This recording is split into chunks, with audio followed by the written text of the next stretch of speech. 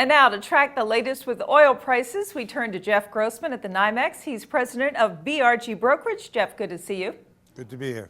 I guess some people were hoping for a big rally on this word about production being halted a bit by the big oil producers. Not so.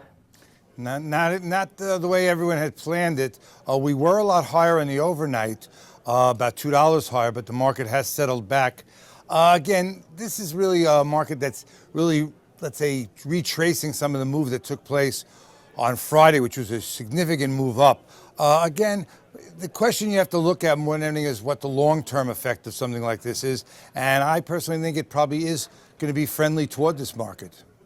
At this point, do you think we have at least established a bottom in oil prices short term?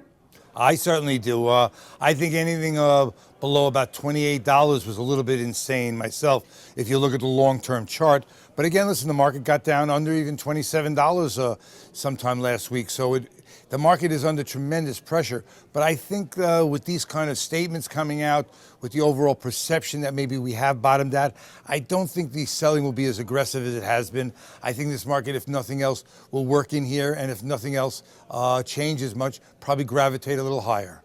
I guess if an announcement about a possible agreement to freeze output isn't enough of a catalyst, though, I wonder what really is to push prices much beyond the range they're at now. Well, let's put it this way. It's going to have to be an overall change in attitude here.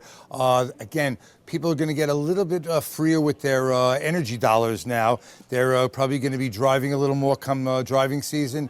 I'm sure the thermostats have been turned up a little. So an overall, let's say laissez-faire attitude about pricing now could be to the point where the people start to use a little more and consumption will catch up with production. At this point, though, we're not really expecting big changes in the EIA data this week, are we? I don't think so. Again, we had a bit of a cold spell, which will be reflective more likely in the following week. But again, you have to look at the overall picture. Again, I think that the winter story, the weather one, which I was counting on myself a little bit earlier, let's say this season, hasn't really come to fruition. You probably have to be switching gears now and starting to think that we're going to have a big driving season if you're thinking of the upside of the energy curve. Are you more comfortable with oil at 28 or 30?